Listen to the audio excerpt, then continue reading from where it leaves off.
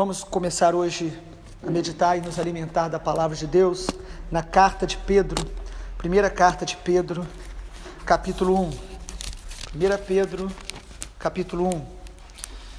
Pedro, apóstolo de Jesus Cristo, aos eleitos, que são forasteiros da dispersão no Ponto, Galácia, Capadócia, Ásia e Bitínia, eleitos segundo a presciência de Deus Pai em santificação do Espírito, para a obediência e a aspersão do sangue de Jesus Cristo, graça e paz vos sejam multiplicadas.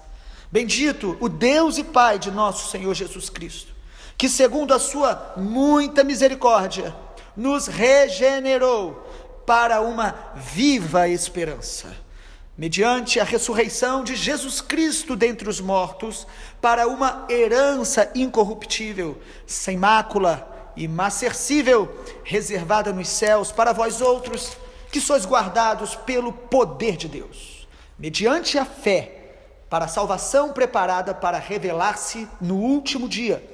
Nisso exultais, que embora no presente, por breve tempo, se necessário, sejais contristados por várias provações, para que, uma vez confirmado o valor da vossa fé, muito mais preciosa do que ouro perecível, mesmo apurado por fogo, redunde em louvor, glória e honra na revelação de Jesus Cristo, a quem, não havendo visto, amais, no qual não vendo agora, mas crendo, exultais com alegria indizível e cheia de glória, obtendo o fim da vossa fé, a salvação da vossa alma.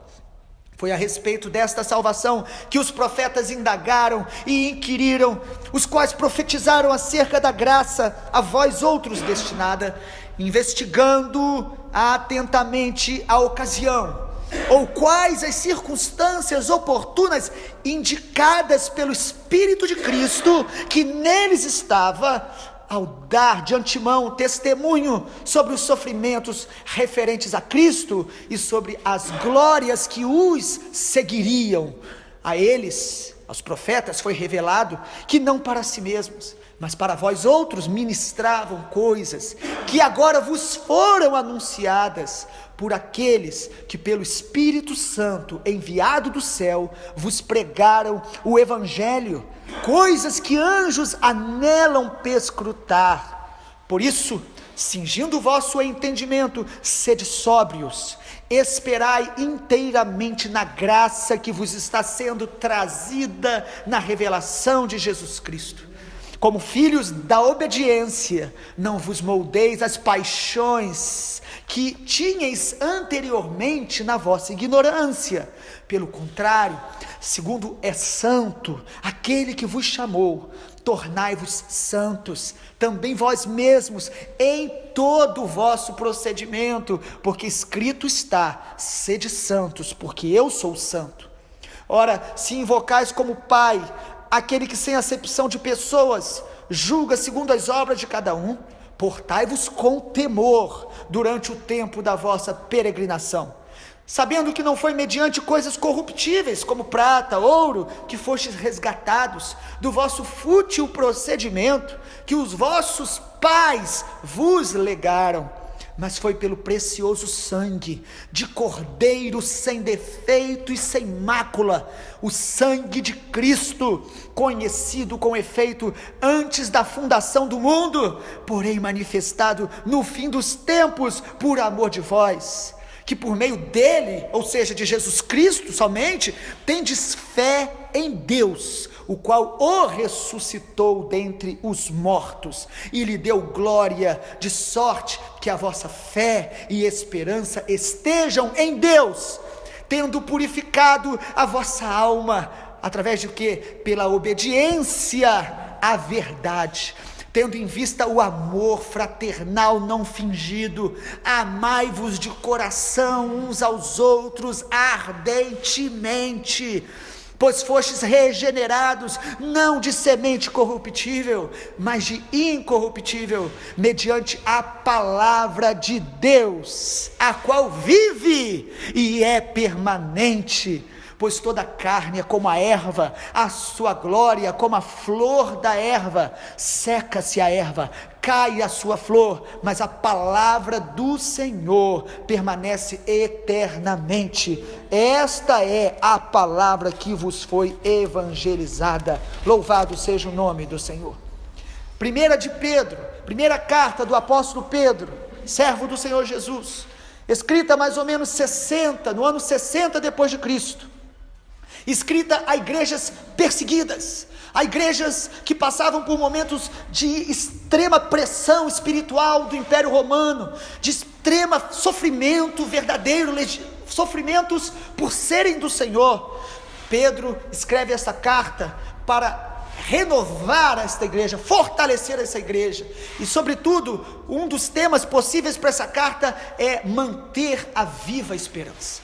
Como nós precisamos disso nesta hora? A igreja do Senhor Jesus, nesse tempo, neste ano de 2017, nós estamos vivendo dias difíceis, de batalha espiritual, de batalhas ideológicas, e nós, igreja no Brasil e no Ocidente, e também em outras nações, uma pressão, uma perseguição, às vezes não direta como nos tempos bíblicos, mas uma perseguição à nossa fé legítima, uma perseguição àqueles que querem viver a verdade bíblica da palavra de Deus. A carta de Pedro nos fala sobre manter uma viva esperança. As provações, as perseguições e até as nossas dificuldades, às vezes muito menores, que às vezes até exageramos por causa da nossa carnalidade, o Senhor nos fala através de Pedro: mantenha a viva esperança. Não a religiosidade, não a aparência de piedade, não dizer que você é evangélico ou que você é salvo por fazer parte de uma congregação, até sendo líder. Não, uma viva esperança. Esta é a mensagem do Senhor. Ela é uma esperança verdadeira, legítima, real, e que nos sustenta em meio a toda provação, perseguição ou dificuldade que enfrentarmos. O versículo 3 nos dá conta disso, onde Pedro diz: bendito Deus e Pai do nosso Senhor Jesus, que pela sua muito misericórdia nos regenerou para uma viva esperança. Nós nascemos de novo, nós fomos regenerados, não para vivermos uma vida prostrada diante das perseguições e lutas, mas para viver em qualquer situação, em qualquer dificuldade, com a viva esperança dentro do nosso coração. Porque a esperança, por quê? Porque o Senhor Jesus reina em nós, porque o Senhor Jesus vive, Ele está vivo. E é interessante que no versículo 3, o apóstolo Pedro começa essa carta louvando ao Senhor. Ele diz: bendito Deus e Pai do nosso Senhor Jesus. Ele estava em Roma, ele estava diante de pressões, de perseguições, de lutas, mas ele diz: bendito o nome do Senhor. O coração deste homem que aprendeu andando com Jesus, que aprendeu em meio aos seus erros, mas que foi amadurecido, aperfeiçoado, e agora ele pode escrever à igreja dizendo: vocês estão passando perseguições, vocês estão passando dificuldades, mas vocês podem e devem manter a viva esperança. E ele começa louvando ao Senhor e nos mostrando que para mantermos a viva esperança, nós precisamos nos lembrar de algumas coisas, mesmo sabendo, mesmo sendo do Senhor, precisamos relembrar, trazer à memória. As cartas apostólicas muitas vezes vêm dizendo: eu quero vos lembrar o evangelho que vocês conhecem, vos lembrar as verdades que vocês já conhecem. Nós precisamos, pelo Espírito Santo, estar lembrando essas verdades e elas se tornando cada dia mais profundas, vivas dentro de nós, para fortalecer a viva esperança. E qual é as verdades, ou quais são as verdades que Pedro diz que nós temos que nos lembrar para manter viva a esperança? Primeiro, lembre-se que você foi regenerado.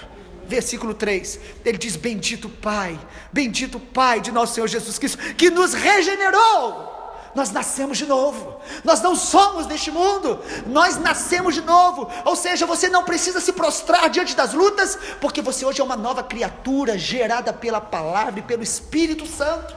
Você hoje é uma nova criatura, gerada pelo Evangelho. Você foi regenerado, lembre-se disso. Segundo lugar, para manter a viva esperança, o apóstolo Pedro nos faz lembrar que nós somos guardados pelo poder de Deus. O versículo 5 diz isso. Ele diz: vocês são guardados pelo poder de Deus mediante a fé. As dificuldades são grandes, a tentação é muito grande, perseguição, mas o poder de Deus está sobre a tua vida. O poder, o dunamis de Deus, o poder que te capacita a permanecer de pé, firme, louvando, testemunhando, não retrocedendo. Lembre-se, o poder de Deus é que te sustenta, não é você, não é a tua força pode parecer que foi embora, mas o poder de Deus é real e vivo na tua vida. E você, para todo nível de batalha, o Senhor nos dará um nível de poder para vencer, para permanecer de pé, com uma viva esperança. Em terceiro lugar, Pedro nos ensina que nós devemos manter a viva esperança, nos lembrando que as provações não nos destruirão, mas nos purificarão. As provações vão nos purificar. Versículo 5, ou melhor, versículos 6 e 7, ele diz isso em 1 Pedro, ele diz no versículo 6, exultais, se alegrem, porque ainda que no presente, vocês, por breve tempo, se necessário, vocês vão ser contristados por várias provações. Ele está dizendo, a provação vai vir, mas ela não vai durar, e se necessário for, serão muitas. Mas ele diz, ainda que isso aconteça, versículo 7, uma vez confirmado o valor da vossa fé, ela é mais preciosa que ouro perecível, apurada pelo fogo, redunde em louvor, glória e honra na revelação de Jesus Cristo. Ele está dizendo, as provações não vão te destruir, te paralisar, não vão minimizar o teu ministério, não vão paralisar a sua fé. Pelo contrário, as provações são oportunidade de você se purificar em Deus, se quebrantar em Deus, são oportunidade de Deus matar nosso orgulho, matar o nosso ego, matar a nossa vaidade. As provações são instrumentos de Deus para nos aperfeiçoar. É isso que Pedro está dizendo. A viva fé, a viva esperança, ela é mantida quando eu me lembro que as provações não vão me destruir. Aquilo que não te destrói, te torna mais forte. Você sai da prova mais forte. O deserto, ele não gera coisas novas dentro da gente. O deserto mostra o que está em nós e coloca para fora, e Deus purifica, como os amigos de Daniel naquela fornalha, que foram lançados amarrados, mas ali olharam de fora, eles andavam livremente, porque o fogo da provação só purifica os que creem no evangelho do Senhor Jesus. Em quarto lugar, Pedro diz, mantenha a viva esperança, se lembrando também que nós andamos pela fé. Versículo 8, ele diz, a quem vocês não vendo, amam, não vendo agora, creem, exultais com alegria indizível. O que ele está dizendo? Nós não vemos, não vimos, mas nós o amamos, nós o experimentamos, nós andamos pela fé, e esta verdade de fé mantém a nossa viva esperança. Se você está caminhando com Deus, não está vendo portas abertas, não está vendo o problema se dissolver, não está vendo a tua alma conseguir experimentar aquela alegria que você gostaria nesse tempo, continue crendo, continue olhando para Jesus, continue sendo sincero, buscando o Senhor, porque nós andamos pela fé. O texto está dizendo, nós não vemos, mas nós cremos, aleluia. Versículo 8, mas crendo, vocês exultam com alegria indizível e cheia de glória. Quando eu ando pela fé, eu posso não ver, mas eu posso me alegrar, porque eu sei que Ele está comigo em todos os momentos. E em quinto lugar, Pedro nos ensina que nós vamos manter a viva esperança, lembrando que nós fomos alcançados pelo Evangelho. Nós fomos alcançados pelo Evangelho. Versículo 12, ele está falando sobre o Evangelho. Ele está dizendo que o Espírito de Cristo, no versículo 11, estava sobre os profetas, e eles já falaram acerca de Jesus, eles falaram acerca do sofrimento de Cristo. E no versículo 13 ele diz, a eles foi revelado, não para eles, mas para vós, ou seja, para a igreja. Eles ministravam aquilo que vos foi anunciado pelo Espírito Santo enviado dos céus. Eles vos pregaram o Evangelho, coisas essas que os anjos anelam conhecer, anelam ver o que o Evangelho faz na vida da igreja. Até os anjos de Deus que conhecem o Senhor e a glória, eles aprendem, eles se surpreendem com o que o Evangelho está fazendo na terra. O Evangelho é não uma religião, não uma doutrina. O Evangelho é o Senhor Jesus. É sinônimo. Em Romanos capítulo 1, o apóstolo Paulo começa dizendo: eu vos anuncio o Evangelho de Deus, que é em Jesus, que morreu, ressuscitou, como foi anunciado e como vocês veem, e que voltará. O Evangelho é Jesus. E Pedro diz: mantenham viva a esperança, se alimentando dessa verdade, lembrando que vocês não foram alcançados por uma religião, por uma doutrina, por um homem. Vocês foram alcançados pelo Evangelho. Jesus vivo habita em nós. Então não depende dos ventos, das decepções, das dificuldades. Depende de eu me lembrar todos os dias quem eu sou em Jesus, quem Jesus é em mim. Isso me fortalece, me sustenta em meio às provas. Diante disso, concluindo ainda com alguns aspectos, o apóstolo Pedro nos dá logo uma direção para a igreja. Diante dessas lembranças, para manter viva a esperança, o que nós devemos fazer? Em primeiro lugar, renove a sua mente. O versículo 13, ele diz: por isso, cingindo o vosso entendimento, sede sóbrios, esperai na graça, renove a mente, espere na graça que está sendo trazida pela revelação de Jesus Cristo. Seja sóbrio, mantenha o seu foco em Cristo, renove a sua mente olhando para Ele com sobriedade e dependendo da graça. Em segundo lugar, para manter viva a esperança, nós também devemos nos santificar cada dia mais. Santificação maior. E isso no versículo 17, mas antes do 17, ele fala no versículo 14: como filhos da obediência, não se amoldem às paixões que tinhais antes, por causa da ignorância. Que às vezes na hora da prova, da luta, da decepção, a ferida vem e nós começamos a alimentar pecados, vaidades, orgulhos, amargura, feridas. E onde a ferida está aberta, a voz do Espírito Santo não é discernida. A alma ferida só ouve a voz da sua própria alma, não ouve a voz do Espírito Santo. Ele está dizendo: não se amoldem a essas paixões, pelo contrário, versículo 15, segundo é santo aquele que vos chamou, tornai-vos santos também. Mas ele diz que a igreja é santa, ela é separada, mas ele diz: se tornem mais santos. E ele diz: através de todo o vosso procedimento, tudo o que fizer, faça inspirado pela pureza de Deus, pelo temor de Deus, aleluia, pelo temor.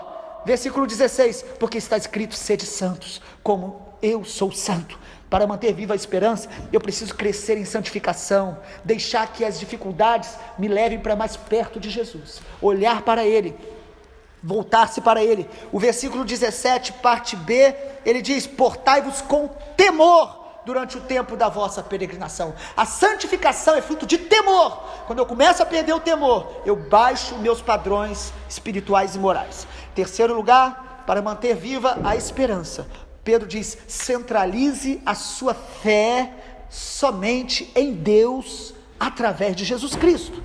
Centralize, foque, a sua fé precisa estar sendo alimentada, inspirada, motivada pelo seu relacionamento com Deus, através de Jesus. Versículo 21, olhe na sua Bíblia: por meio dele, de quem? De Jesus, tendes fé em Deus, o qual o ressuscitou dentre os mortos e lhe deu glória, de sorte que a vossa fé e esperança estejam em quem? Em Deus. E isso não é uma frase para apenas de autoajuda: eu estou com fé em Deus, a minha esperança está em Deus. Não, ele está dizendo: é um relacionamento. A nossa esperança fica firme, forte, quando nós nos inspiramos em olhar para Jesus. Centralizamos a fé em Deus, a esperança em Deus. E em último lugar, para que a gente possa manter essa viva esperança, nós também devemos ser purificado pela palavra constantemente, em nossa alma e em nosso amor uns para com os outros. O verso 22 ao 25, tendo purificado a vossa alma. Como purificamos? Pela obediência à verdade. Não é só ler a Bíblia, saber, decorar, falar, mas é obedecer à verdade. Não é ler e obedecer do jeito que você quer, é obedecer à verdade. A verdade de Deus como ela é, que nos confronta, que às vezes nos envergonha por causa dos nossos pecados, mas que nos purifica. Quer manter viva a esperança? Seja purificado constantemente pela palavra.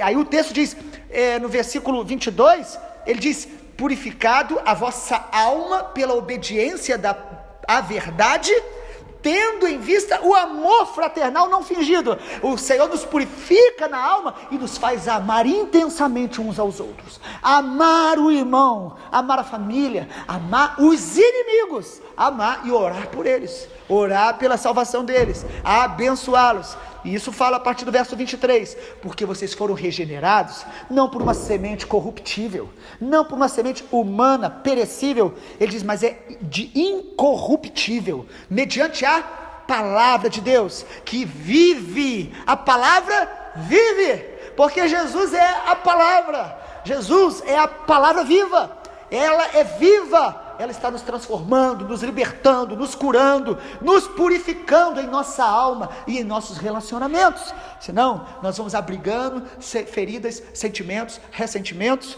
Isso tudo é a obra da carne. Mas o versículo 25 diz: a palavra do Senhor permanece eternamente.